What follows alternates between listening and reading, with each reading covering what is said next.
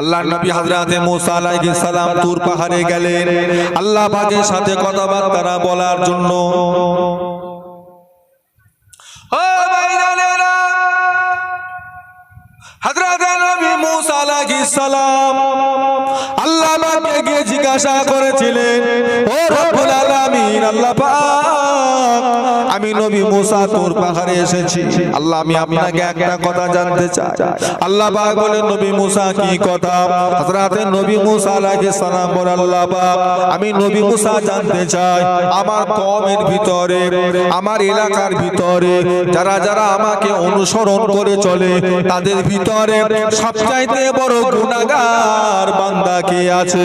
আমি নবী মুসা তাকে একবার দেখতে চাই, ওই মানুষটার সঙ্গে আমি একবার মুলাকাত করতে চাই। সবচাইতে গুনাহগার বান্দা কে আছে? আল্লাহ পাক ওই সময় বলেন, নবী মুসা, বান্দার গুনাহকে গোপন রাখা হলো আমি আল্লাহর কাজ, বান্দার গুনাহকে প্রকাশ করাটা এটা আমি আল্লাহ পাক আমার কাজ নয়। কথা ঠিক না ভুল? আল্লাহ যদি গুনাহ প্রকাশ করা শুরু করে দেয়, হ্যাঁ, কেউ টিকতে পারবে? মুখে দাড়ি রেখে, মাথায় টুপি পরে, জুব্বা পরে, হ্যাঁ, পান খেয়ে ঠোঁট লাল করে রাস্তা দিয়ে হেঁটে হেঁটে হেঁটে হেঁটে যায়। গ্রামের জওয়ান ছেলেগুলো, চাচা আসসালাম আলাইকুম, চাচা আসসালামু আলাইকুম, চাচাজি ভালো আছেন, কত সম্মান করে। হ্যাঁ, চাচাজি জওয়ান বেলায় কি যন্ত্র ছিল, ওটা যদি আল্লাহ যদি জওয়ান ছেলেগুলোকে জেনিয়ে দেয়, সম্মান করবে? কথা বলছি আমি। সাফিউল্লাহ সিদ্দিকী ফেরেশতা সেজে এসে বসে গেছে, কি সুন্দর সেজে। আপনি মনে করতেন হুজুরের মতো ভালো মানুষ আর মনে হয় এলাকায় কেউ নেই এখন, হুজুরই ভালো। তো হুজুর কি যন্ত্র? আমি আসার আগে যদি আল্লাহ ফেরেশতা দিয়ে যদি জানিয়ে দিত, হ্যাঁ, আমার অসুন্দে কেউ বসতো, সব উঠে পালাতো। হ্যাঁ, আমি বলছি সব উঠে পালাতো। হযরতে নবী মুসা বারে বারে বলে, আল্লাহ পাক, আমার বান্দা আমার কওমের ভিতরে, উম্মতের ভিতরে সবচাইতে বড় গুনাহগার আমি নবী মুসা, তাকে একটু দেখতে চাই। আল্লাহ পাক বলে, নবী মুসা, ওই রাস্তার ওই পাশে গিয়ে দাঁড়িয়ে যাও। এখনই একটা মানুষ তোমার সামনে দিয়ে হেঁটে হেঁটে চলে যাবে, ওই মানুষটা হলো তোমার কওমের ভিতরে সবচাইতে বড় গুনাহগার।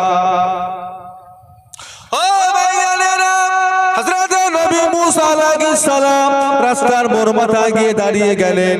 কিছু সময় পর দেখতে পেলেন একটা ছোট বাচ্চা কোলে নিয়ে একটা বড় মানুষ জঙ্গলের দিকে হেঁটে হেঁটে চলে যাচ্ছেন। হযরতে নবী মুসা আলাইহিস সালাম বাচ্চাটাকে দেখলেন, বাচ্চার বাপকে দেখে বড় আফসোস করতে লাগলেন, আমার কওমের ভিতরে সবচাইতে এরা বড় গুনাহগার, এরা বড় অন্যায়কারী, এরা বড় অপরাধকারী। তাদেরকে দেখে ঘৃণা করতে লাগলেন। ঘৃণা করতে করতে হযরতে নবী মুসা আলাইহিস সালাম আবার তুর পাহাড়ের রাস্তাতে রওনা হয়ে গেলেন। হযরতে নবী মুসা আলাইহিস সালাম মানুষটাকে দেখে সবচেয়ে বড় গুনাহগার, পাপী, সবচেয়ে বড় গুনাহগার। আল্লাহর নবী হযরতে মুসা আলাইহিস সালাম আবার তুর পাহাড়ে রওনা হয়ে গেলেন। তুর পাহাড়ের উপরে উঠে আল্লাহর সাথে কথা বলছেন। আল্লাহর সাথে কথা বলতে বলতে হযরতে নবী মুসা বলে বসে, আল্লাহ পাক, সবচাইতে বড় গুনাহগার বান্দাটাকে দেখে নিয়েছি আল্লাহ, এবার আমি নবী মুসা একটু দেখতে চাই আমার কওমের ভিতরে সবচাইতে বড় নেককার ভালো বান্দা কে আছে, আমি নবী মুসা তাকে একটু দেখতে চাই। আল্লাহ পাক বলে, নবী মুসা, ওই রাস্তার মোড় মাথায় গিয়ে দাঁড়াও। সন্ধ্যা হবার আগে একটা মানুষ ওই জঙ্গল থেকে বাইরে বেরিয়ে আসবে, ওই মানুষটা হলো সবচাইতে বড় নেককার মানুষ। হযরতে নবী মুসা আলাইহিস সালাম ওই রাস্তার মোড় মাথায় গিয়ে দাঁড়িয়ে রয়ে গেলেন। সন্ধ্যা হব এমন সময় দেখতে পেলেন জঙ্গল থেকে একটা মানুষ বাইরে বার হয়ে আসছে। যখন কাছাকাছি হয়ে গিয়েছে, হযরতে নবী মুসা চিনতে পেরে গিয়েছে এই মানুষটা অন্য কোনো মানুষ নয়, এই মানুষটা হলো সেই মানুষ যেই মানুষটিকে আল্লাহ পাক সকাল বেলাতে সবচাইতে বড় গুনাহগার বলে পরিচয় করিয়েছিলেন। সন্ধ্যা বেলায় ওই মানুষটিকে আল্লাহ পাক সবচাইতে বড় নেককার মানুষ বলে পরিচয় করিয়ে দিলেন। উনি অবাক হয়ে গেলেন, কি করে হয়? সকালবেলা আল্লাহ দেখালো সবচেয়ে বড় গুনাহ, আর সন্ধ্যা না হতে হতে সবচেয়ে বড় নেককার। একটা দিন পার হলো নি, একটা মাস গেল নি, সপ্তাহ গেল, কিছুক্ষণ ডিপার্টমেন্টের ভিতরে এতটা পরিবর্তন, সবচেয়ে বড় নেককার। আল্লাহ নবী হযরত মুসা আলাইহিস সালাম তুর পাহাড়ে চলে গেলেন আল্লাহ পাকের সঙ্গে কথাবার্তা না বলার জন্য। হযরত নবী মুসা আলাইহিস সালাম গিয়ে জিজ্ঞাসা করে আল্লাহ পাক, ও রব্বুল আলামিন, আল্লাহ পাক এটা কেমন করে হয়? সকালবেলা যেই মানুষটাকে আপনি আমাকে সবচাইতে বড় গুনাহগার বলে দেখিয়েছিলেন, সন্ধ্যাবেলায় সেই মানুষটাকে আবার সবচেয়ে বড় নেককার বলে দেখিয়ে দিলেন। আল্লাহ পাক এটা কেমন করে হয়? আল্লাহ পাক ওই সময় বলেন, নবী মুসা, এটা তুমি জানো না, এটা আমার আর বান্দার মধ্যে হয়ে গিয়েছে। সকালবেলা বান্দা যখন জঙ্গলে যাচ্ছিল, তার কোলে একটা বাচ্চাকে নিয়ে জঙ্গলে যাবার সময় তার বাচ্চা জিজ্ঞাসা করে, বাবা জঙ্গলটা কত বড়? বাপটা জবাব দিয়েছিল, বাবা ছেলে জঙ্গলটা অনেক বড়। ছেলেটা আবার বলেছিল, বাবা জঙ্গলের থেকে বড় আর কি কিছু আছে? বাপটা বলেছিল, বাবা জঙ্গলের থেকে বড় আছে, সেটা হলো আল্লাহর সৃষ্টি পাহাড়। ছেলেটা আবার বলেছিল, বাবা পাহাড়ের থেকে বড় আর কি কিছু আছে? বাপটা বলেছিল, বাবা ছেলে পাহাড়ের থেকে বড় হলো আল্লাহ পাকের আসমান। ছেলেটা আবার বলেছিল, বাবা ছেলে, ও আমার বাবা পাহাড়ের থেকে বড় আর কি কিছু আছে?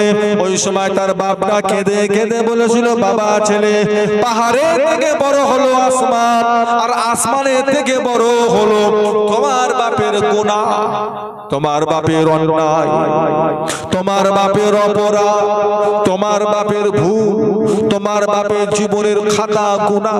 তোমার বাপ এত বড় গুনাহগার, তোমার বাপ এত বড় পাপী, তোমার বাপ জীবনে এত গুনাহ করেছে, এত অন্যায় করেছে, অপরাধ করেছে, ভুল করেছে, যে গুনাহটা যদি রাখা হয় আল্লাহর আসমানের থেকে বড় হয়ে যাবে।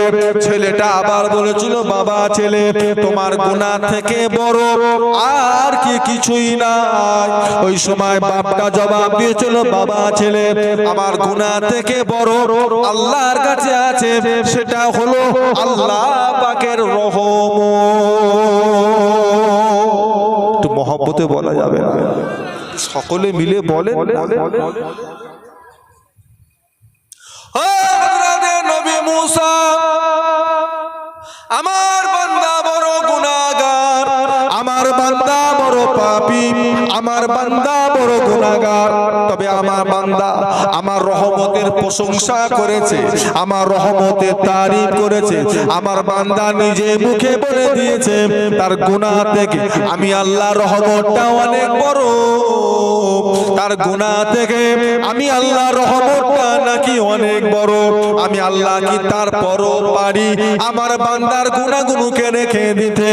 আমার সেই বান্দা আমার রহমতের প্রশংসা করেছে, আমি আল্লাহর রহমতের দরিয়াতে জোশ মেরে দিয়েছি, আমি আল্লাহ রহমতের দরিয়ায় জোশ মেরে দিয়ে তোমার কওমের ভিতরে সবচাইতে গুনাহগার বান্দাটাকে আমি আল্লাহ সবচাইতে বড় নেককার বান্দা বানিয়ে দিয়েছি। জোরে বলুন না।